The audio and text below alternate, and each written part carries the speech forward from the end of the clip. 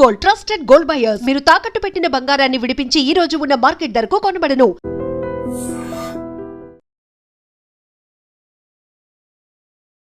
Maharashtra assembly ఎన్నికలు కాదు జరిగింది. మహారాష్ట్రలో లోకల్ బాడీ ఎన్నికలు జరిగాయి. 29 కార్పొరేషన్లకి ఎన్నికలు జరిగితే 24లలో బీజేపీ గెలిచింది. మహాయూత్ వెళ్ళింది అనేది. బట్ అది ఆ రాష్ట్రానికి పరిమితమైంది కాదు. దాని గురించి మనం మాట్లాడుకోవాలి. సౌత్లో కూడా దాని కౌంటింగ్ టైం నుంచి గ్రాఫిక్స్ కానివ్వండి, డిబేట్లు కానివ్వండి. అండ్ బీజేపీ చేసిన ఆ స్ట్రాటజీని ప్రతి చోట క్రిటిసైజ్ చేశారు. ఎలా పార్టీలను స్ప్లిట్ చేస్తోంది, ఎలా ఏక్నాథ్ షిండేలను తయారు చేస్తుంది అనేది కూడా. మీరు కర్ణాటకలో ఒక టైంలో జేడీఎస్ అండ్ కాంగ్రెసే ఉండే, బీజేపీ లేకుండా 20 సంవత్సరాల ముందు. ఇప్పుడు చూడండి జేడీఎస్ ఎక్కడ ఉంది. పవర్ పాలిటిక్స్ మాత్రమే బీజేపీ చేస్తోంది. ఇప్పుడు దీన్ని సెలబ్రేట్ చేసుకోవాల్సినటువంటి పని ఏముంది అనే ఒక మాట ఉంది కదా. మహారాష్ట్రలో జరిగిన ఈ ఎన్నికల్లో ఈసారి చూస్తుంది ఏంటంటే డెవలప్మెంట్ మాకు కావాలని చెప్పి ప్రజలు ఓటేస్తారు. దాంట్లో చాలా క్లారిటీ ఉంది. ఈసారి జరిగినటువంటి ఎలక్షన్స్లో హేట్రెడ్ దూరం అయిపోయింది. ఇంక్లూజివ్నెస్ అనేది వచ్చింది. అందరూ అందులో ఇంక్లూడ్ అయ్యారు. అదే ట్రూ మరాఠీ స్పిరిట్ని చూపించింది అనేది నిజమేనా? నేను పుట్టింది కేరళలో, పెరిగింది తెలంగాణలో.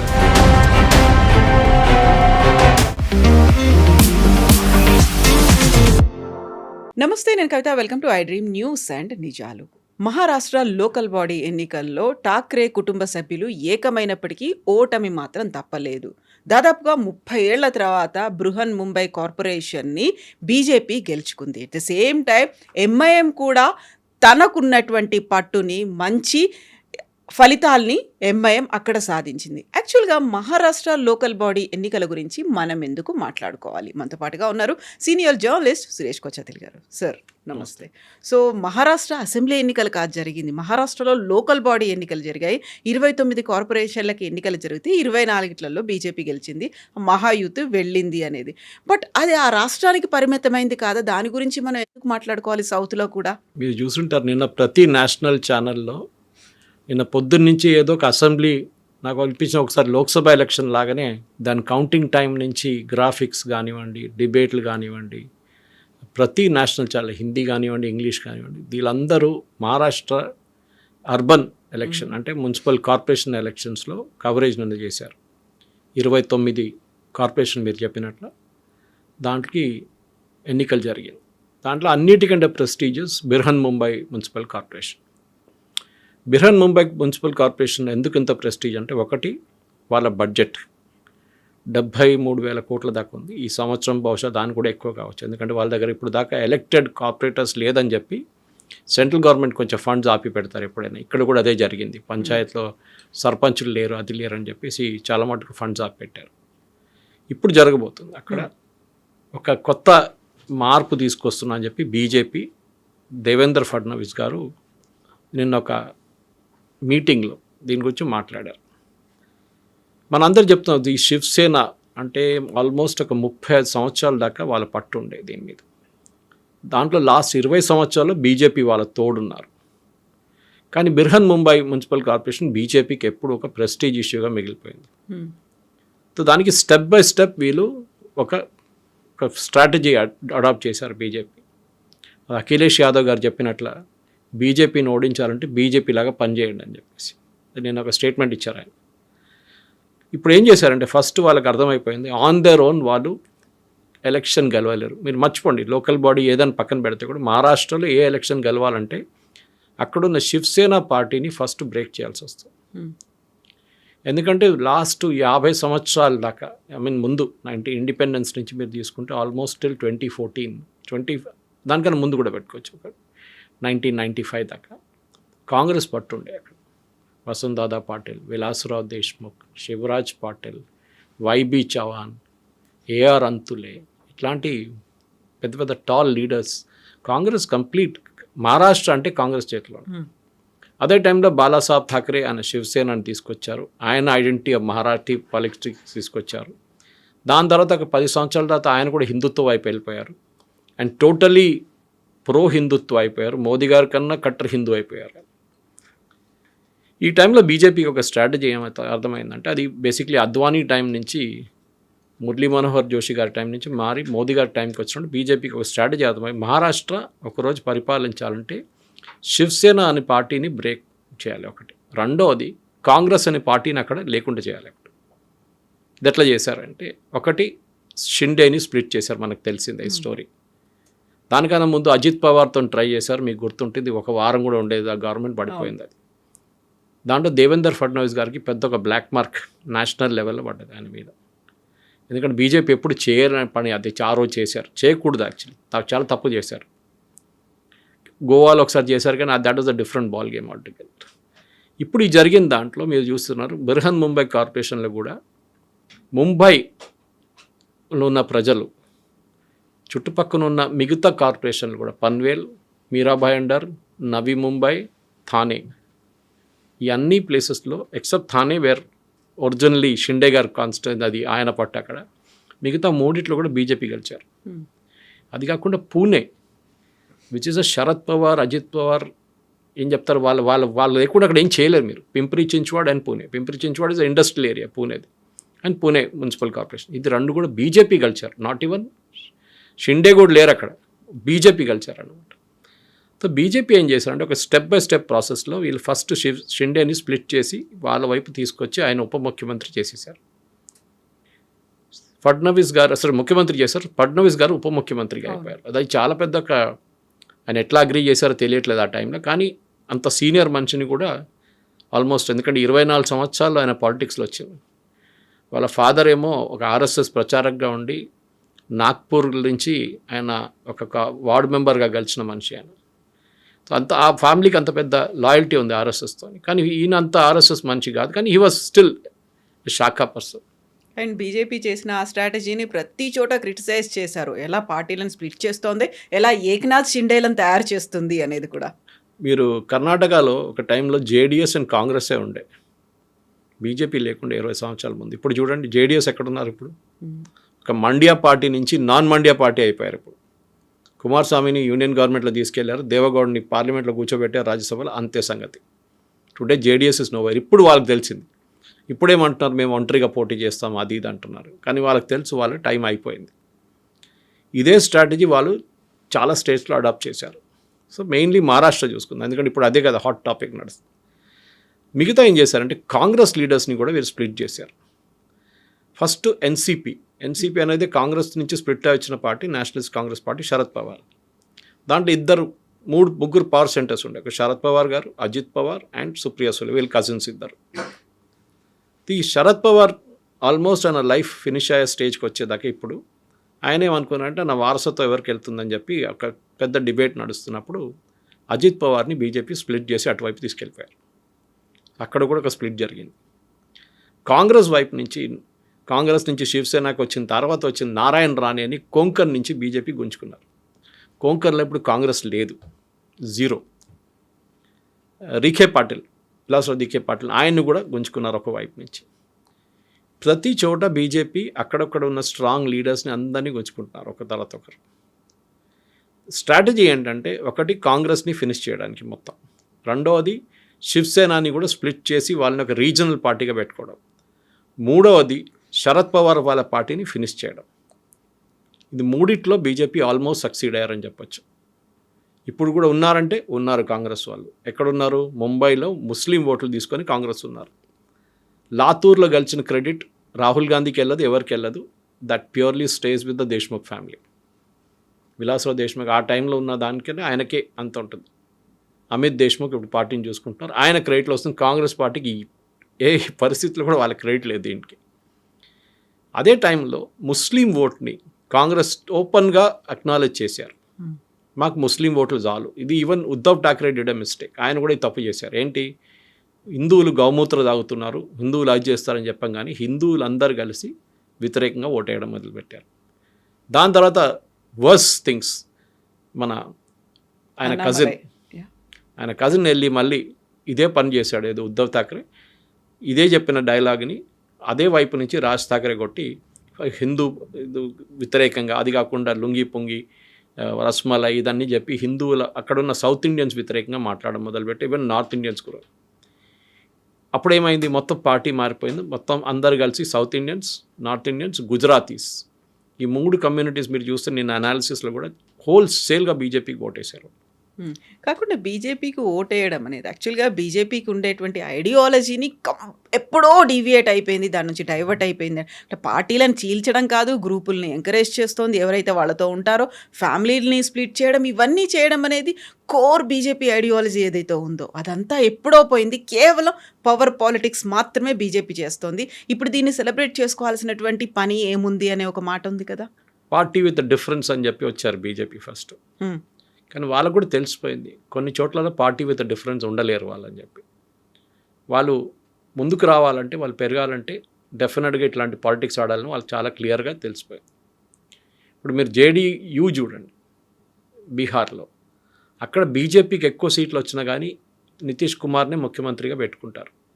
ఆయన బహుశా ఇంకొక టర్మ్ ఉంటారు మ్యాక్సిమం. దాని తర్వాత ఆయన ఉండరు, పార్టీ కూడా ఉండదు. బీజేపీ హోల్సేల్గా టేక్ ఓవర్ చేసుకుంటారు బీహార్లో కూడా. చిరాగ్ పాస్వాన్ని నెంబర్ 2గా పెట్టుకొని ఆయన్ని ఎంకరేజ్ చేస్తారు. ఇది ప్రతి చోట్ల చేస్తుంది. ఎందుకంటే బీజేపీ ఒక టైంలో 184 సీట్లు పడిన బీజేపీ లోక్సభలో అద్వానీ గారి టైం నుంచి 2014 వచ్చేదాకా వాళ్ళ ఓన్ మెజారిటీ వచ్చి, దాని తర్వాత నెక్స్ట్ టైం 2019 కూడా వాళ్ళ ఓన్ మెజారిటీ 300 సీట్ల కన్నా ఎక్కువ తీసుకున్న పార్టీకి ఇప్పుడు తెలిసిపోయింది ఏంటంటే 2-3 స్టేట్స్ ఉన్నాయి వాళ్ళు గ్రో కావాలంటే, చాలా పెద్ద స్టేట్స్. ఒకటి మహారాష్ట్ర, ఒకటి ఉత్తరప్రదేశ్. లాస్ట్ టైం ఈ రిజల్ట్లో 240 వచ్చిన ఆగిన మెయిన్ రీజన్ ఈ 2 స్టేట్లలో బీజేపీ కౌంట్ పడిపోయింది, సీట్లు తక్కువ పడ్డది అక్కడ. ఈసారి వాళ్ళకి చాలా క్లియర్గా తెలిసిపోయింది మహారాష్ట్రలో కంప్లీట్గా డామినేట్ చేయాలంటే శివసేన, నేను చెప్పినట్లు శివసేనని ఫినిష్ చేసేసేయాలి. ఒకటి వాళ్ళ వైపు ఉన్న వాళ్ళ ఓట్లు తీసుకొచ్చేసేయాలి. అది కాకుండా కాంగ్రెస్ని ఎక్కడ లేకుండా అక్కడ దిక్కు లేకుండా చేసేసేయాలి. మూడవది ఫ్రెండ్లీగా ఉన్న పార్టీస్ని తర్వాత మన వైపు తీసుకురావాలని చెప్పి అది కూడా వాళ్ళు చేస్తున్నారు. కాంగ్రెస్ లీడర్స్ని అందరూ గుంజుకున్నారు. ఇప్పుడు జరుగుతుంది అదే. ఇప్పుడు మీరు అనలైజ్ చేస్తే మీరు నాగ్పూర్ తీసుకోండి, 3వసారి బీజేపీ రిటైన్ చేయడం, హోల్సేల్గా రిటైన్ చేసుకున్నారు. కానీ దీనికన్నా ముందు జరిగిన ఒక ఎలక్షన్లో నాగ్పూర్ నుంచి బీజేపీ అసెంబ్లీలోనూ లోక్సభ నాకు గుర్తులేదు కానీ ఓడిపోయారు అక్కడి నుంచి. మీరు క్వశ్చన్ ప్రశ్న అడగొచ్చు, అట్లా జరిగింది ఇది ఎట్లా జరుగుతుంది అనేది. లోకల్ బాడీ ఎలక్షన్స్ అనే లోకల్ ఇష్యూస్ మీద ఉంటుంది, డ్రైనేజ్ కానీ, నీళ్ళు కానీ, ఎలక్ట్రిసిటీ సప్లై కానీ. ఎందుకంటే ముంబైలో మీరు చూస్తుంటే స్పెసిఫిక్లీ ముంబైలో అక్కడ చాలా మటుకు మాస్ ట్రాన్సిట్ వాళ్ళ చాలా పెద్ద ప్రాబ్లం. ఒక చోట నుంచి ఒక చోటకి వెళ్ళాలంటే లోకల్ ట్రైన్ మీద డిపెండ్ అవుతారు వాళ్ళు, బీఎస్టీ బస్సెస్ మీద డిపెండ్ అవుతారు. అక్కడ నడిపిస్తుంది, ఇదన్నీ నడిపిస్తుంది ఎస్పెషల్లీ బీఎస్టీ బస్సెస్ కానివ్వండి, మిగతా రోడ్ ఇన్ఫ్రాస్ట్రక్చర్ అంతా మున్సిపల్ కార్పొరేషన్ నడిపిస్తారు. మిర్హన్ ముంబై వాళ్ళకి 4 మెడికల్ కాలేజెస్ ఉన్నాయి. చెప్పండి భారతదేశంలో ఎక్కడైనా ఏ మున్సిపల్ కార్పొరేషన్ అయినా మెడికల్ కాలేజ్ నడిపిస్తారా? వాళ్ళకుంది. అది కాకుండా 6 మెడికల్ హాస్పిటల్స్ ఉన్నాయి, 4 స్పెషలైజ్డ్ హాస్పిటల్స్ ఉన్నాయి. ఇదన్నీ నడిపిస్తున్నప్పుడు న్యాచురల్లీ మీ ప్రెజెన్స్ ఆ గ్రౌండ్ లెవెల్ దాకా వెళ్తుంది కవిత గారు, మీరు ఇంపాక్ట్ క్రియేట్ చేయగలుగుతారు. ఇక్కడ ఏంటి మన దగ్గర ఏంటి మ్యాక్సిమం వాడు రోడ్ బాగాలేదు, నీళ్ళు రావట్లేదు, కరెంట్ సరఫరా బాగాలేకుంటే వాడు ట్రాన్స్కో చెప్తాడు, లేకుంటే నీళ్ళు రాకపోతే సివరేజ్ ప్రాబ్లం ఉంటే హైదరాబాద్ మెట్రో అంటారు. వాళ్ళ రెస్పాన్సిబిలిటీ ఏం లేదు జిహెచ్ఎంసీకి. ఈవెన్ మీరు మా ఇంటి పక్కన పేమెంట్ మొత్తం చేసేసారు, కబ్జా చేశారంటే కూడా వాళ్ళు ఇంకెవరో తల మీద పెట్టేస్తారు, అది ట్రాఫిక్ పోలీసు వాళ్ళ మీద పెట్టేస్తారు, రెస్పాన్సిబిలిటీ లేదు. సో మహారాష్ట్రలో జరిగిన ఈ ఎన్నికల్లో ఈసారి చూస్తుంది ఏంటంటే డెవలప్మెంట్ మాకు కావాలని చెప్పి ప్రజలు ఓటేశారు. దాంట్లో చాలా క్లారిటీ ఉంది దాంట్లో. ఎందుకంటే లేకుంటే ఎప్పుడో మరాఠా ఓట్సే గెలవాలి కదా బొంబాయిలో, కాదు వాళ్ళకు కూడా వచ్చినాయి అనుకోండి, 60+ సీట్లు వచ్చాయి, 69 దాకా వచ్చింది. కానీ ద అదర్స్ ఆర్ ఓటెడ్, మిగతా వాళ్ళు 227 సీట్లు, మిగతా ఓట్లు అందరూ అగేన్స్ట్ పోయిందన్నమాట వాళ్ళు. Coastal road, Mumbai metro, bullet train, అది కాకుండా అక్కడున్న మిగతా రోడ్ ఇన్ఫ్రాస్ట్రక్చర్ని డెవలప్ చేయడం, ఇంప్రూవ్ చేయడంలో కూడా చాలా మట్టుకు వీళ్ళు లాస్ట్ 2-3 సంవత్సరాల నుంచి డెఫినెట్గా పనిచేస్తారు, లేదని చెప్పలేము. షిండే గారు నిన్న కూడా విన్నారు, నెక్స్ట్ ఏప్రిల్ దాకా మొత్తం ముంబై రోడ్లు మ్యాక్సిమం కాంక్రిటైజ్ చేసేస్తాం, సో దాని తర్వాత మీకు పాట్ హోల్ ప్రాబ్లం ఉండదు. కానీ ముంబై లాంటి ఒక సిటీలో ఎందుకంటే అట్లా గ్రో అవుతుంది, అది చాలా మటుకు సబర్బ్స్ దాకా వెళ్ళిపోయారు, సబర్బ్స్ నుంచి ఇంకా బయటికి వెళ్ళిపోయారు. డెవలప్మెంట్ అనేది చాలా ఇంపార్టెంట్. ఇప్పుడు మన దగ్గర కూడా అడగొచ్చు, మనం జిహెచ్ఎంసీలో మనం తప్పు చేస్తున్నాం. అదే టైంలో మిగతా సిటీస్లో నా we to go to Pune అనేది ఇంకా ముందు కూడా చెప్పాను, అది పవర్ ఫ్యామిలీ ఇది ఉండే కంప్లీట్ వాళ్ళ పట్టు ఉండే, అక్కడ కంప్లీట్ ఎట్లా వైప్అవుట్ అయిపోయారు. ఇప్పుడు కూడా నేను ఐ కెనాట్ మేక్అవుట్. నేను అక్కడ పూణేలో ఉన్న కొంతమంది ఫ్రెండ్స్ దగ్గర అడిగాను, ఎంత కోపమా పవర్ ఫ్యామిలీ వ్యతిరేకంగా? కాదు, వాళ్ళు ఏమంటున్నారంటే మాకు డెవలప్మెంట్ కావాలి. వాళ్ళకి తెలిసిపోయింది Modi Fadnavis and next local level corporate వీళ్ళు ముగ్గురు కలిస్తే మాకు డెవలప్మెంట్ జరుగుతుంది. అందుకే ఇప్పుడు ట్రిపుల్ ఇంజన్ సర్కార్ అనేది వచ్చింది ఎగ్జాక్ట్లీ. అన్నమాట. నేను ఇవాళ వస్తే ముందు ఒక వీడియో చూస్తున్నాను. బెంగళూరులో నడుస్తున్న మెట్రో వర్క్ ఆగిపోయింది. ల్యాండ్ అక్విజిషన్, ల్యాండ్ కబ్జా, చాలా ఇష్యూస్ ఉన్నాయి. స్టేట్ గవర్నమెంట్కి ఇంట్రెస్ట్ లేదు, కానీ దాంట్లో సెంట్రల్ గవర్నమెంట్ చిన్న స్టేక్ ఉంది. సో మొన్న మోదీ గారు ప్రగతి మీటింగ్ పెట్టినప్పుడు ఈ ప్రశ్నలు అడిగారంట, ఇది ఎందుకు ఇట్లా జరుగుతుంది, ఎందుకు ఈ ప్రాజెక్ట్ మూవ్ కావట్లేదు, 2023లో ఫినిష్ కావాల్సిన ప్రాజెక్ట్ ఇవాళ 2026కి వచ్చినా కూడా ఫినిష్ కావట్లేదు, which basically connecting Bengaluru main station to airport. కాలేదు ఇప్పుడు దాకా. ఎందుకని అడిగితే చాలా రీజన్స్ చెప్తున్నారు. అదే ప్యారలల్ ఎగ్జాంపుల్ మీకు కోట్ చేస్తాను నేను. నవీ ముంబై ఇంటర్నేషనల్ ఎయిర్పోర్ట్ 1997లో అప్రూవల్ వచ్చింది. 1997లో అప్పుడున్న గవర్నమెంట్ అప్రూవ్ చేశారు. తర్వాత మన్మోహన్ సింగ్ గవర్నమెంట్ దానికి బడ్జెట్ కేటాయించారు. కానీ 2015 దాకా ఒక్క ఇటుక కూడా జరగలేదు, మార్చి ఇక్కడ పెట్టలేదు. మోదీ గవర్నమెంట్ ప్రగతి కింద రివ్యూ చేసినప్పుడు ఫస్ట్ టైం రివ్యూ చెప్పిన హీ వాజ్ షాక్డ్. ఎందుకు అడిగితే ల్యాండ్ అక్విజిషన్ ఇష్యూస్, చిన్న చిన్న ఇష్యూస్, కానీ స్టేట్ గవర్నమెంట్ పుష్ చేయడానికి ఎవరు లేరు. పుష్ చేశారు. 10 సంవత్సరాల కొత్త ఎయిర్పోర్ట్ కట్టారు, ఇనాగ్రేట్ చేసేసారు, మొన్న అయిపోయింది. ఇప్పుడు చెప్పండి, నవీ ముంబై ప్రజలు ఎవరు ఓటేస్తారు? న్యాచురల్లీ వాళ్ళు బీజేపీకి ఓటేస్తారు ఈసారి. పన్వేల్ వాళ్ళు అనుకుంటారు రేపు మాకు కూడా కావాలి కదా, ఎట్లా అని, ఏదైనా ఎయిర్పోర్ట్ కాదు మిగతా మాకు సదుపాయాలు కావాలి కదా అని వాళ్ళు కూడా ఓటేస్తారు. సో మీరు దాని మీద కాన్సన్ట్రేట్ చేయండి. డెవలప్మెంట్ నేను ఇప్పుడు కూడా చెప్తాను కవిత గారు, ప్రాపర్టీ ట్యాక్స్ 4,000 రూపాయలు కడుతున్నాను. ఇప్పుడు నాకు 6,000 చేస్తే కూడా రేపు కడతాను, నాకు కెపాసిటీ ఉంది కట్టడానికి. కానీ నాకు మీరేమి ఇస్తారు కట్టడానికి? మీరు డిస్కౌంట్ ఇస్తున్నారు, ఎవడు కట్టలేదు వానికి డిస్కౌంట్ ఇస్తున్నారు. నేను కరెక్ట్ టైంలో కట్టిన నాకేం వస్తుంది, ఏం రావట్లేదు. So encouraging people to default. మీరు మీ ఆదాయం పెంచుకోండి, మీ ట్యాక్సెస్ పెంచుకోండి, మీ రెంట్లు పెంచుకోండి, మీ ప్రొఫెషనల్ ట్యాక్స్ పెంచుకోండి, ఏదైనా చేయండి. ఇది జిహెచ్ఎంసీ చేయాల్సింది. So I'm comparing everything with GHMC now. So మహారాష్ట్రలో జరిగిన ఈ ఎలక్షన్లో చాలా మటుకు డెవలప్మెంట్ ఈజ్ ద కీ అని చాలా క్లియర్గా తెలిసిపోయింది. దాంట్లో ఇంకే ఎక్స్క్యూజ్ లేదు. ఇప్పుడు ప్రజలు కావాల్సిన మోదీ గారు మాట్లాడుతున్నావు, కానీ రేవంత్ రెడ్డి గారు మాట్లాడుతున్నారు, అందరు ఇదే మాట్లాడుతున్నారు. ఇప్పుడు డెవలప్మెంట్ చేయాలి మనం అని చెప్పేసి. మీరు ప్రజలకి ఫ్రీబీస్ ఇవ్వాలనో, ఎవరికి పేదోళ్ళకి ఇవ్వాలనో మీరు ఇవ్వండి, నో ప్రాబ్లం. కానీ ఇది టార్గెటెడ్గా ఉండాలి. ఇక్కడ ఉన్నదాకా తెలంగాణ ఉన్నలాగా రేషన్ కార్డులు ప్రజలకన్నా ఇక్కడున్న పాపులేషన్ కన్నా ఎక్కువ రేషన్ కార్డులు ఉంది ఇక్కడ. అది ఎట్లా జరుగుతుందో ఎవరికి తెలియదు. It's a fraud, big fraud. కానీ అది కాదు ఇక్కడ పాయింట్ ఇస్ డెవలప్మెంట్. మనం ఇక్కడ నుంచి రోడ్డు మీద దిగగానే ట్రాఫిక్ పరిస్థితి ఏంటి? మీరు ఫైన్లు కలెక్ట్ చేస్తున్నారు, ఎవ్రీ కార్నర్లో పోలీసు వాళ్ళు నిలబడి పట్టుకుంటున్నారు. ఆ ఫైన్స్ ఎక్కడ పోతున్నాయి? స్టేట్ గవర్నమెంట్ కబ్జాలో దాంట్లో వెళ్ళి పడిపోతుంది, స్టేట్ గవర్నమెంట్ బకెట్లో పడిపోతుంది. అది ఎక్కడ పోతుందో ఎవరికి తెలియదు. దీనికన్నా ముందు చాలామంది కమిషనర్స్ ఉన్నప్పుడు, స్పెషల్లీ సుదీప్ లట్టా గారు ఉన్నప్పుడు నాకు గుర్తుంది, this amount was credited to traffic police. Okay, వాళ్ళు సిగ్నల్స్ ఇంప్రూవ్ చేయడంలో, ఐలాండ్స్, కిడ్నీ ఐలాండ్స్ కానీ మిగతా రౌండ్ అబౌట్స్ ఇంప్రూవ్ చేయడంలో వాళ్ళు ఆ ఫండ్స్ వాడుకున్నారు. అది చేయండి, ప్రజలు ఎప్పుడు నో అన్నారు. కానీ మీరు ఆ ఫండ్ తీసుకెళ్ళి స్టేట్ గవర్నమెంట్కి ఇచ్చేసి ఎక్కడ పోతుంది ఎవరికి తెలియదు. అదే పాత ట్రాఫిక్ సిగ్నల్, అదే సిస్టమ్, ఏమన్నా అంటే సింక్రనైజ్ సిగ్నల్ అంటే ఏం జరగట్లేదు. So you have to create development, especially urban అగ్లామరేషన్స్లో అన్నిటికంటే పెద్ద ప్రాబ్లం. కానీ అన్నిటికంటే సర్ప్రైజింగ్ మీరు చెప్పిన దాంట్లో was Owaisi. Exactly. So almost 98 కార్పొరేషన్లలో వాటిని గెలుచుకుంది. ఐ థింక్ 104 అనుకుంటాను. పొద్దున్న ఫైనల్ ఫిగర్స్ ఇంకా రాలేదు. I just got the final figures. ఒకసారి అనలైజ్ చేయాల్సి వస్తుంది. చాలా ఇంపార్టెంట్ అంటే వై ఓవేసీ, ఎందుకు ఏఐఎంఎంకి ముస్లిమ్స్ ఓటేస్తున్నారు? మనం మిగతా వాళ్ళు మర్చిపోతాం. భివండి కానీ మిగతా ఏరియాస్లో ఎక్కడెక్కడ, సాంబాజీ నగర్, అక్కడ కూడా బీజేపీకి మెజారిటీ వచ్చింది. కానీ వీళ్ళకి చాలా మటు సీట్లు అక్కడ వచ్చినాయి. ఔరంగాబాద్ నుంచి ఒక టైంలో వారిస్ పతాన్ గారు గెలిచారు, మీకు గుర్తుంటుంది, ఏఐఎంఎం ఎంపీగా గెలిచారు. ఎందుకంటే కాంగ్రెస్ ట్రెడిషనల్లీ ముస్లిం ఓట్ మాదే, వీళ్ళు ఎక్కడికి వెళ్తారు అని చెప్పి ఒక కాంగ్రెస్కి ఒక ఇది ఉండే, అహంకారం ఉండే. ఎక్కడికి వెళ్తారు వీళ్ళు? మాకే ఓటేయాలి కదా. వీళ్ళు చూసుకోవాలంటే రేవంత్ రెడ్డి గారు చెప్పినట్టు కాంగ్రెస్ అయితే ముసల్మాన్ అయితే కాంగ్రెస్ అని. కానీ ఇప్పుడు వాళ్ళకి అర్థమైపోయింది అది కాదు, మాకు ఇంకొక ఆప్షన్ ఉంది, విచ్ ఇస్ ఓవేసీ. సరే, ఓవేసీ కాంగ్రెస్ కన్నా బాగా పనిచేస్తాడు, దట్స్ అ డిఫరెంట్ థింగ్. కానీ కాంగ్రెస్ ఏమైపోయిందో ఇంగ్లీష్లో అంటారు క్యాచ్ 22 సిచ్యువేషన్లో వచ్చేసారు. ఈ ముస్లిం ఓట్లు పోయినప్పుడు హిందువులు అన్నారు మా సంగతి ఏంటరా నాయనా అని అడిగారు. మీకు ముస్లిం ఓట్లు కావాలంటే మీరు ముస్లిం ఓట్లు తీసుకోండి, మా దగ్గర రాకండి అని కాంగ్రెస్ని వైపౌట్ చేసేసారు. సరే, ముంబైలో ఉన్న ముస్లిం పాకెట్స్ నుంచి చాలా సీట్లు వచ్చాయి, దాంట్లో డౌట్ లేదు. ఇన్ఫ్యాక్ట్ లాస్ట్ నైట్లో లాస్ట్ రిజల్ట్ డిక్లేర్ చేసిందో వాళ్ళు 7 ఓట్లతో గెలిచారు ఒక సీటు, 7 ఓట్స్. లేకుంటే బీజేపీకి 90 అయిపోతుండే వాళ్ళ పొద్దున. But the point is simple. Sambhaji Nagar కానివ్వండి, భివండి కానివ్వండి, మాలేగాం కానివ్వండి, ఇట్లాంటి ముస్లిం డామినేటెడ్ ఏరియాస్లో కూడా ఏఐఎంఎంఎం చాలా పర్ఫామ్ చేస్తుంది. ఇది మనం బీహార్లో కూడా చూసాం కవిత గారు. సంబల్ ఏరియాలో 5-6 సీట్లు గెలిచారు. ఇన్ఫ్యాక్ట్ ఓవైసీ పార్టీకి ముంబైలో ఉన్న మున్సిపల్ బర్హన్ ముంబైలో రాజ్ ఠాక్రే వాళ్ళ పార్టీకి ఎక్కువ సీట్లు వచ్చినాయి, ఓట్లు వచ్చినాయి. That it self is the story.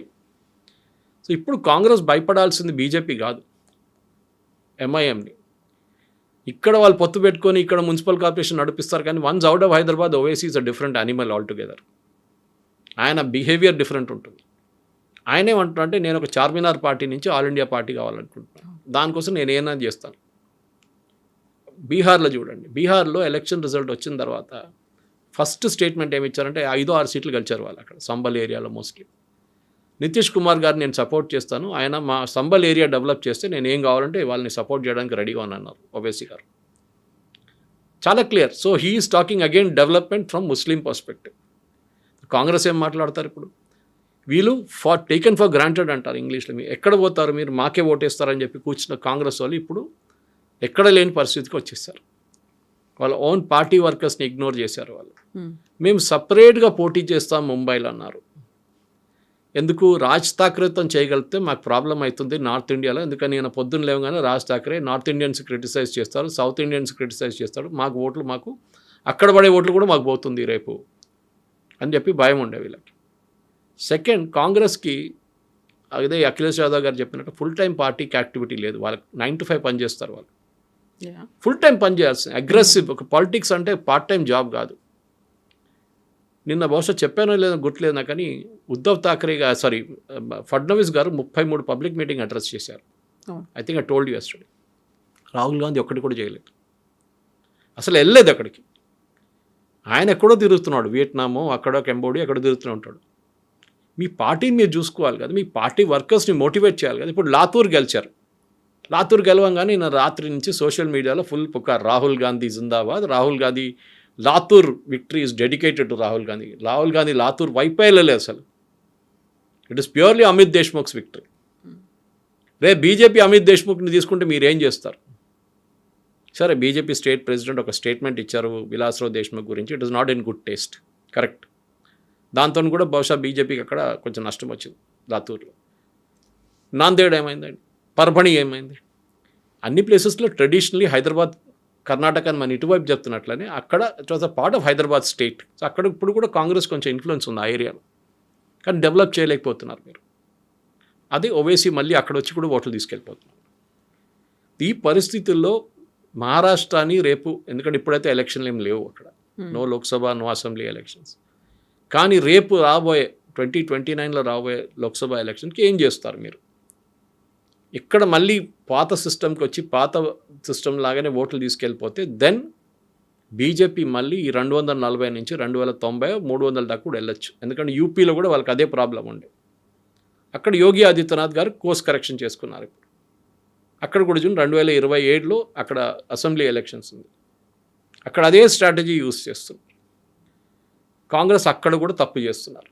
అక్కడ సమాజ్వాదీ పార్టీతో కలిసి ముస్లిం ఓట్లు ఎంటబోతున్నారు. హిందువులు మళ్ళీ కాంగ్రెస్ వ్యతిరేకంగా ఓటేస్తారు. You have to decide. మీరు 2 గుర్రాల మీద కాలు పెట్టి నడిపేయలేరు, పడతారు కింద. ఇది నేర్చుకోవాలి. సో రాహుల్ గాంధీ ఫస్ట్ ఏంటంటే ఒక పార్టీని రీజువినేట్ చేయాలంటే మీరు కష్టపడి పనిచేయాలి. ఒక్కరోజు ఎలక్షన్ కాగానే నెక్స్ట్ ఎలక్షన్కి వెళ్ళిపోవాలి మీరు. బీహార్ నుంచి బీజేపీ వాళ్ళు డైరెక్ట్ బెంగాల్లో వెళ్ళిపోయారు, మీరేమో వియట్నాంకి వెళ్ళారు, కంబోడియాకి వెళ్ళారు. అది డిఫరెన్స్. మహారాష్ట్ర ఎలక్షన్లో మీరు ఓవైసీ గారు మా ఓట్లు తీసుకెళ్ళిపోయారు, ఓవైసీ గారు కమ్యూనల్ అని చెప్పగానే మీరు కూడా కమ్యూనల్ తక్కువ కాదు, మీరు కూడా చేశారు కదా అదే పని.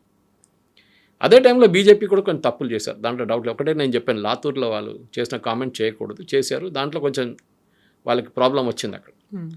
అది కాకుండా మరాఠీ ఓట్ని షిండే గారు తీసుకురాలేదు, చాలా క్లియర్. అది 90 సీట్లు పోటీ చేస్తే 25 సీట్లు గెలిచారు అంతే, which is strike rate of 30% all. బీజేపీకి స్ట్రైక్ రేట్ 63% ఉండే ముంబైలో. వాళ్ళు పోటీ చేసిన సీట్లు, వాళ్ళు గెలిచిన సీట్లు 89. That is around 63%. షిండే గారి దగ్గర నుంచి సీట్లు తీసుకొని బీజేపీ పోటీ చేస్తే బీజేపీకి ఎక్కువ వస్తుందంటే పాలిటిక్స్లో 1+1 is not 2. 1+1 can be 0, 1+1 can be 4 also పాలిటిక్స్లో. సో షిండే గారు మరాఠీ ఓటు తీసుకురాలేకపోయారు. వారసత్వం ఎవరిది? బాలాసాహెబ్ థాక్రేది. ఈజ్ ఇట్ విత్ అది with Uddhav Thackeray or with Shinde? ఈ ఒక ప్రశ్న వస్తుంది. కానీ as you go along possibly నేను అనుకుంటాను, because outside Mumbai Uddhav Thackeray అంత గ్రేట్గా పర్ఫామ్ చేయలేదు. ఐ థింక్ పర్బణి ఎక్కడో కొంచెం పర్ఫామ్ చేశారు ఆయన, అంతే. మిగతా చోట్ల ఎక్కడ పర్ఫామ్ చేయలేదు వాళ్ళు. సో అవుట్ సైడ్ మహారాష్ట్ర అంటే out side Mumbai Uddhav Thackeray 0, out side Thane Shinde 0. ఇక్కడ ఒక ఇంట్రెస్టింగ్ అనాలిసిస్. యూజువల్గా అక్కడ ఠాక్రే, బాలాసాహెబ్ ఠాక్రే ఉన్నప్పుడు మరాఠీస్ గురించి, ప్రైడ్ గురించి మాట్లాడేవాడు. అక్కడ ఓన్లీ ఎక్స్క్లూజన్ అనేది కనిపించేది, ఓన్లీ మరాఠీస్ గురించి మాత్రమే ఉండేది. అది ఒక రకంగా పెరిగి అది హేట్రెడ్ దాకా వచ్చింది. బట్ ఈసారి జరిగినటువంటి ఎలక్షన్స్లో హేట్రెడ్ దూరం అయిపోయింది, ఇంక్లూజివ్నెస్ అనేది వచ్చింది, అందరూ అందులో ఇంక్లూడ్ అయ్యారు. అదే ట్రూ మరాఠీ స్పిరిట్ని చూపించింది అనేది నిజమేనా? నేను పుట్టింది కేరళలో, పెరిగింది తెలంగాణలో కదా. I identify more with Telangana than with Kerala. మన పుట్టిన ప్లేస్కి ఎప్పుడు లాయల్టీ ఉంటుంది, లేదని కాదు, అదొక మెమరీ లాగా ఉంటుంది ఎప్పుడు. అది మరాఠీ మానూస్ అని కాన్సెప్ట్ తీసుకొచ్చిన 70లో 80లో there was a reason for it. ఉద్యోగాలు లేవు. ఐఎమ్ నాట్ సెయింగ్ మరాఠీస్, కొంతమంది అంటారు ఇప్పుడు మహారాష్ట్రన్స్ కష్టపడి పనిచేయరు, అట్లేం లేదు, కష్టపడి పనిచేస్తారు వాళ్ళు కూడా. కానీ చాలా రీజన్స్ ఉంటుంది. ఇక్కడ కూడా అంతే కదా. నిన్న కూడా చూశాను నేను, ప్లంబర్స్ దొరకట్లేదు హైదరాబాద్లో అని చెప్పి, కానీ సాఫ్ట్వేర్ ఇంజనీర్స్ ఉంటారు. మన దగ్గర ప్రయారిటీస్ మారిపోయి. కేరళలో కూడా అంతే. కేరళలో Malayalis won't work there, and దుబాయ్కి వెళ్ళి పనిచేస్తారు బాగా, ఈవెన్ హైదరాబాద్కి వచ్చి కష్టపడి పనిచేస్తారు, కానీ అక్కడ పనిచేయరు. అక్కడ బెంగాలీ వాళ్ళు, బీహార్ వాళ్ళు వస్తారు. సో మీరు చెప్పిన ఈ మరాఠీ అస్మిత ఒకటి, మరాఠీ మానూస్ అని చెప్పి వీళ్ళ కాన్సెప్ట్ తీసుకొచ్చి సన్స్ ఆఫ్ సాయిల్, మా వాళ్ళకి ఉద్యోగం ఉండాలి, బీహార్ వాళ్ళకి కొట్టి పంపించేసేయండి. నార్త్ ఇండియన్స్ ఆటో ఎవడు నడుపుతాడు? అదే బీహార్ వాడు ఆటో నడుపుతాడు. కన్స్ట్రక్షన్ సైట్లో ఎవడు పనిచేస్తాడు? అదే యూపీ వాడో లేకుంటే అస్సాం వాడో లేకుంటే ఒడియా వాడో పనిచేస్తారు. So this problem is very simple. Maharashtrians, core Maharashtrians Mumbai నుంచి బయటికి వెళ్ళిపోయారు. అఫోర్డబిలిటీ ఒక నేను చెప్పాను అనుకుంటే తెలియదు నిన్న, కానీ ఒక 500 square feet 800 square feet flat మీకు కావాలంటే ఇప్పుడు ముంబైలో మీరు 2-3 కోట్లు ఇవ్వాల్సి వస్తుంది. మీకు ఇక్కడ ఈజీగా 3 బెడ్రూమ్ వచ్చేస్తుంది హైదరాబాద్లో, దానికన్నా ఎక్కువ కూడా రావచ్చు. They are made Mumbai unaffordable. So దాంతో ముంబై నుంచి మరాఠీ మానూస్ అని వాళ్ళు బయటికి వెళ్ళిపోయారు చాలామంది. షోలాపూర్ వైపు కానీ ఈవెన్ హైదరాబాద్లో వచ్చి సెటిల్ అయ్యి చాలామంది, పూనాకి వెళ్ళిపోయారు చాలామంది. So they are moved out. మీరు ముంబైని టోటలీ అన్అఫోర్డబుల్గా చేసేసారు. అది ఇప్పుడు కాదు, అది ఎప్పటి నుంచో ఒక రియల్ ఎస్టేట్ మాఫియా అక్కడ గేమ్ ఆడింది. దాని డీ గ్యాంగ్ కానీ మిగతా వాళ్ళందరూ దాంట్లో దిగారు. మనకు తెలిసిందే, పాత స్టోరీ అది. కానీ ఇప్పుడు కొంచెం తదుమంది అక్కడ ముంబై రియల్ ఎస్టేట్ ఇప్పుడు కూడా ఎక్స్పెన్సివ్. ఒక్కొక్క దానికి 30 కోట్లు 40 కోట్లు అని వింటూ ఉంటాం మనం రెగ్యులర్. కానీ మీరు అడిగిన ప్రశ్నకి ఈ ఇంక్లూజివ్నెస్ వచ్చిందంటే ఎస్.